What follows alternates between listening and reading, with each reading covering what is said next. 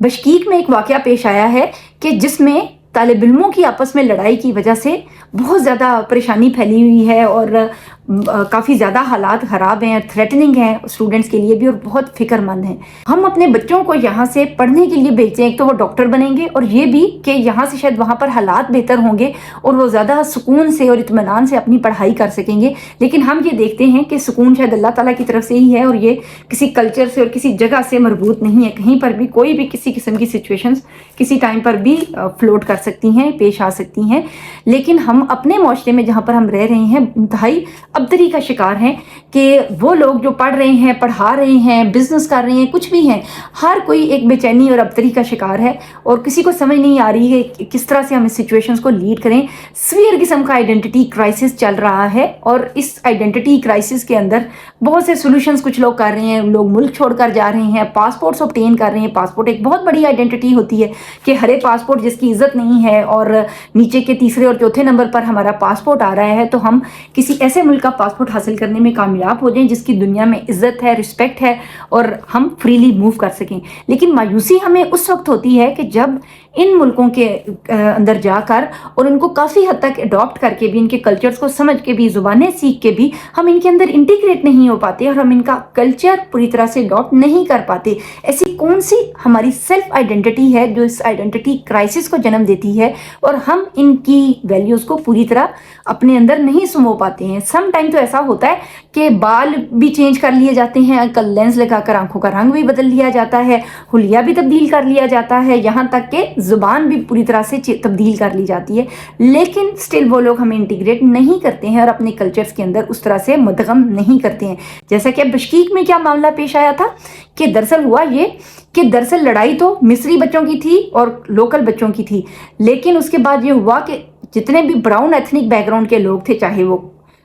سری Lankans تھے، بنگلہ دیشی تھے، انڈینز تھے، پاکستانی تھے، مڈل ایسٹ کے کسی کنٹری کے تھے، وہ سب کے سب اسی نرغے میں آ گئے اور ان کو نہیں پتا کہ یہ کیا ہے، انہیں بس یہ پتا ہے کہ یہ براؤن ایتھنک بیک گراؤنڈ کے لوگ ہیں اور یہ فارنرز ہیں اور ان کو ہم نے مارنا ہے۔ یہاں سے یہ کرائسس جنم لیتا ہے نا، اور یہ چیز یہاں پر سادی حل نہیں ہوتی ہے۔ ہمارے بچے جو امریکہ یا کینیڈا یا آسٹریلیا یا دوسرے ممالک میں ہیں، ہم یہ دیکھتے ہیں کہ وہ ساری کہیں نہ کہیں ریشیل پریجوڈس کا شکار ہوتے ہیں، ان کو تعصب کا نشانہ بنایا جاتا ہے۔ تو ہم اس ٹائم پہ اور بھی پریشان ہوتے ہیں کہ ہماری جو ریئل آئیڈینٹیز ہیں، روٹس ہیں، وہ کیا ہیں۔ کچھ پیرنٹس تو بہت کوشش کرتے ہیں کہ بچوں کو ان کی ریئل روٹس سکھائی جائیں، ان کو بار بار ملک واپس لایا جائے، ان کو بہت زیادہ بتایا جائے، فیملیئرائز کرایا جائے، لیکن یہ مسئلہ حل یوں نہیں ہوتا نظر آتا ہمیں۔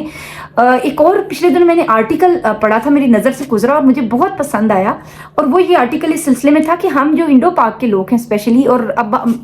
ٹپیکلی پاکستان کے لوگ جس میں ہم سب لوگ شامل ہوں گے، ہم اپنی آئیڈینٹی، پاکستانی آئیڈینٹی کے علاوہ دوسری طریقے سے تلاش کرنے کی بہت کوشش کرتے ہیں۔ جیسے ہماری وہ سید کمیونٹی جو اب عرصہ دراز سے یہاں پر رہتی آ رہی ہے، صدیوں سے رہتی آ رہی ہے، وہ سٹل بتائیں گے کہ ہم تو عراق کے علاقوں سے آئے تھے، ہم سید النسل ہیں اور ہم ہاشمی ہیں اور ہم پتہ نہیں کہاں سے آئے تھے، لیکن انہیں رہتے ہوئے عرصہ ہو گیا، لیکن still they do not own this land جہاں پر وہ رہتے آ رہے ہیں۔ جیسے ہم جانتے ہیں کہ حضرت آدم کی جب نسل چلی تو یافس اور سام نسل سے ساری جو تھی یہ نسل ساری چلی ہے، تو پیچھے تو سب کی کہیں نہ کہیں آئیڈینٹی سیم ہوتی ہیں، لیکن ہوا یہ کہ اسی نسل کے لوگ جن جن علاقوں میں آباد ہوئے وہ وہاں کی آئیڈینٹیز کو اور ایتھنک بیک گراؤنڈز کو بھی ایکسیپٹ کرتے چلے گئے۔ لیکن ہمارے ساتھ ایک بیڈ لک ہے کہ ہم جہاں رہتے ہیں ہم اس جگہ کو اڈاپٹ نہیں کرتے ہیں، ہم ہمیشہ ایک رول آئیڈینٹی کنفیوژن کا شکار رہتے ہیں۔ جیسے کہ اگین مہاجر سائیڈ ہے ہماری، اب میں یہی لفظ بولوں گی، وہ لوگ جو مائگریٹ کر کے آئے تھے پاکستان انڈیا سے اور مختلف علاقوں سے، بڑے ہمارے لیے قابل عزت تھے کیونکہ انہوں نے سچ میں قربانی دی تھی پاکستان بننے میں، لیکن ابھی تک ٹل دی ڈے 100 سال سے زیادہ ٹائم ہونے کو آ رہا ہے اور وہ اپنے آپ کو سٹل مہاجر کہلاتے ہیں اور وہ یہی کہلانے میں فخر محسوس کرتے ہیں۔ اسی طرح ہماری بیلٹ کے لوگ جو اتر کر ان پہاڑوں سے نیچے آ گئے، کسی زمانے میں آ گئے، اور سٹل ہم اپنے آپ کو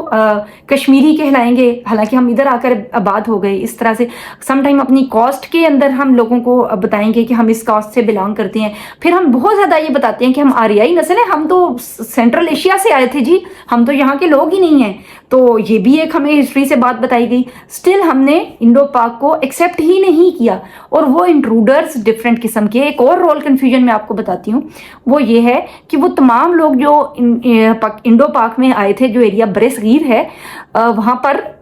دراصل وہ انٹروڈر تھے، اور وہ یہاں سے جنگ کرنے اور یہاں سے پیسے روپیہ اور باقی چیزیں لینے آئے تھے. یہاں تک کہ مختلف قسم کے مسلم ہیروز بھی، وار ہیروز بھی، یہاں تک کہ محمود غزنوی بھی کیوں سومنات کے مندر توڑتے تھے؟ کیونکہ سومنات کے مندروں میں سونا ہوا کرتا تھا جو وہ لینے آتے تھے.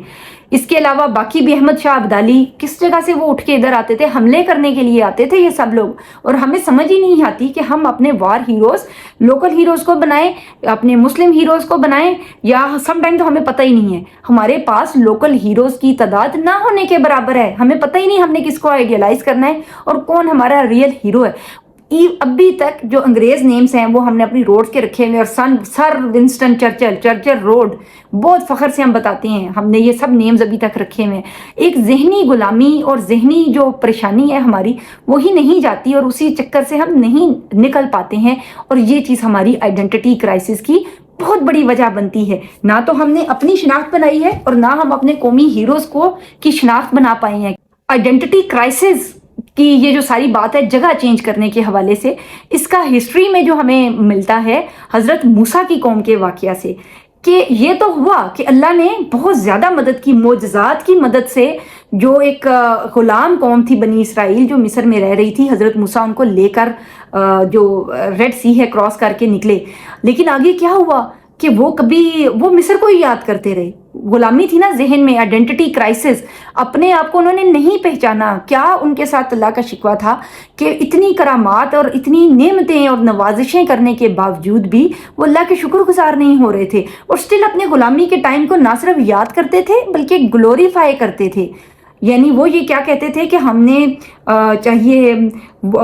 پیاز چاہیے، ہمیں مسور کی دال چاہیے، ہمیں لہسن چاہیے. ہم تو وہاں کھاتے تھے یہ کہ ہم کب تک وہ من و سلوا وہ اس سے جھاڑی سے اتار کے کھائیں گے، ہم نے تو وہ کھانا ہے. اور ان کو پتہ ہی نہیں تھا کہ دراصل اللہ نے ہمیں آزاد کیوں کیا ہے. تو وہ اپنی غلامی کے ٹائم کو ہی یاد کرتے تھے. اور پھر کیا ہوا، ان کی آئیڈینٹی کرائسس کو ریزالو کرنے میں 40 ایئرز لگے. 40 سال وہ صحرا کی خاک چھانتے رہے. کس لیے چھانتے رہے؟ کیونکہ آئیڈینٹی کرائسس کا شکار تھے، اور وہ نہیں جانتے تھے کہ انہیں کیوں فری کیا گیا ہے، وہ کیوں دریا پار کر کے ادھر، یہ سمندر پار کر کے ادھر آئے ہیں، کیوں فرعون کو غرق کیا گیا ہے، کیوں ہمیں موسیٰ نے یہ کہا ہے کہ یہ جو سونے چاندی کا لائے اور بچڑا بنا لیا یہ نہیں بنانا، کیوں ہمیں ویزیبل خدا کی ضرورت نہیں ہے، کیوں ہم یہ تختیاں جو موسیٰ لائے ہیں ان کو ہم نے فالو کرنا ہے، ہم کیوں اس صحرا میں آ گئے. ان کو ان سارے کیوں کے آنسر نہیں پتہ چل رہے تھے. ٹوٹلی وہ ایک